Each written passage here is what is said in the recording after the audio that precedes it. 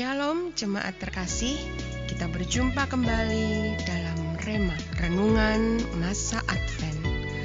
Renungan ini disadur dari Renungan Natal dari Christianity Today, Masa untuk Takjub. Selamat mendengarkan, Tuhan Yesus memberkati. Renungan hari ini dengan tema Demi menyaksikan nubuatan tergenapi, yang terambil dari Injil Lukas pasal yang kedua ayat ke-33 sampai dengan ayat yang ke-35. Demikian bunyi firman Tuhan. Dan bapa serta ibunya amat heran akan segala apa yang dikatakan tentang dia.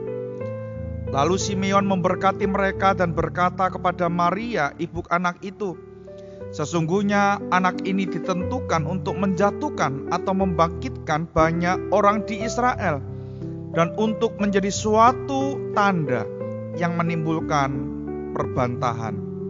Dan suatu pedang akan menembus jiwamu sendiri, supaya menjadi nyata pikiran hati banyak orang. Penglihatan nubuatan itu seketika muncul di pikiran Simeon dalam sekejap, ketika satu pasutri muda berjalan menaiki tangga bait Allah bersama anak mereka. Gambaran-gambaran tentang apa yang telah dan akan terjadi yang terkandung dalam nubuatan tersebut pun datang menghampiri Simeon. Perang dan desas-desus perang, perdamaian dan perjamuan perkawinan.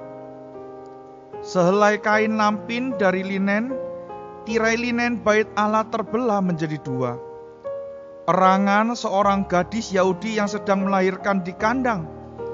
Pipi seorang ibu yang berlinang air mata saat berlutut di depan salib.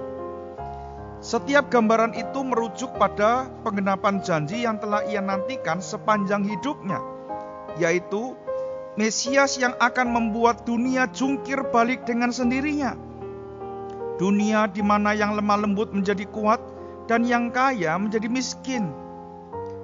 Dia mungkin tertawa melihat ironi pemandangan yang ada di depannya.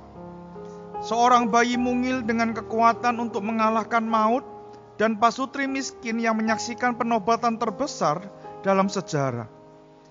Inilah berkat yang akan diberikan Simeon kepada sang anak Allah saat tangannya menggendong bayi tersebut. Berkat yang paradoks, karena dia akan menjadi yang membangkitkan atau menjatuhkan banyak orang di Israel. Lukas tidak banyak menulis tentang Simeon selain menggambarkannya sebagai seorang yang benar dan saleh. Hal itu dicatat di dalam ayat 25. Kita tidak diberi kisah yang rinci tentang hari saat Simeon bertemu Yesus, dan kesenjangan ini memberi ruang yang cukup untuk membayangkan apa yang dialami Simeon selama momen-momen yang telah dinanti-nantikannya itu. Bagaimana rasanya menunggu selama bertahun-tahun? Apakah dia pernah tergoda untuk mempercepat prosesnya, untuk mencari juru selamat dengan cara lain? Saat kita mengintip melalui penglihatan Simeon yang tua, kita menyadari bahwa janji Advent itu adalah suatu yang perlahan dan misterius.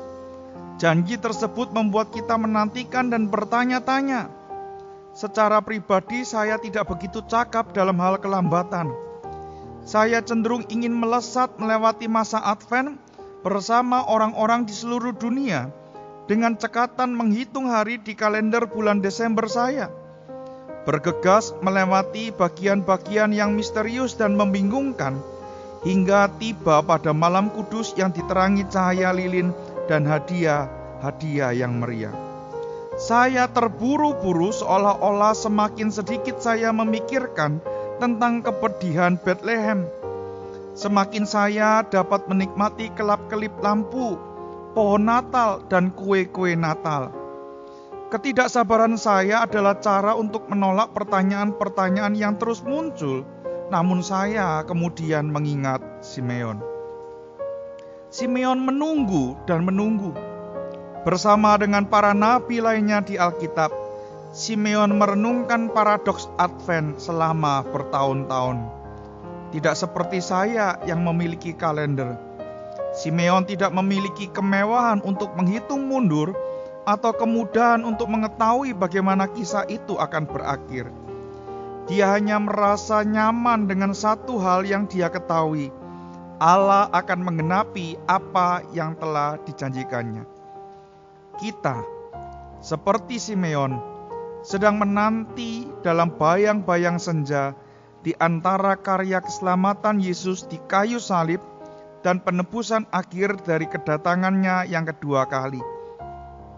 Yang mengagumkan dari kisah Natal adalah bahwa kisah ini membalikkan pandangan kita tentang dunia dan memberi kita cara pandang yang baru. Dengan demikian, kisah ini menuntut kita agar melepaskan kecenderungan kita untuk terburu-buru dan merasionalisasi. Bagaimana kisah Natal akan berubah jika kita mengizinkan diri kita dibungkus dengan kedalaman yang radikal dari semuanya itu, tentang seorang anak yang ditentukan untuk menjatuhkan atau membangkitkan, tentang keilahian yang berbaur dengan kekacauan manusia yang biasa dan kasar, penderitaan, pertanyaan, dan janji-janji apa yang akan muncul di permukaan jika kita berhenti sejenak. Masa Advent menawarkan kepada kita sebuah ajakan yang lembut untuk meneladani sikap Simeon, yakni menanti dengan sabar, sambil merenungkan dan dengan rasa penasaran.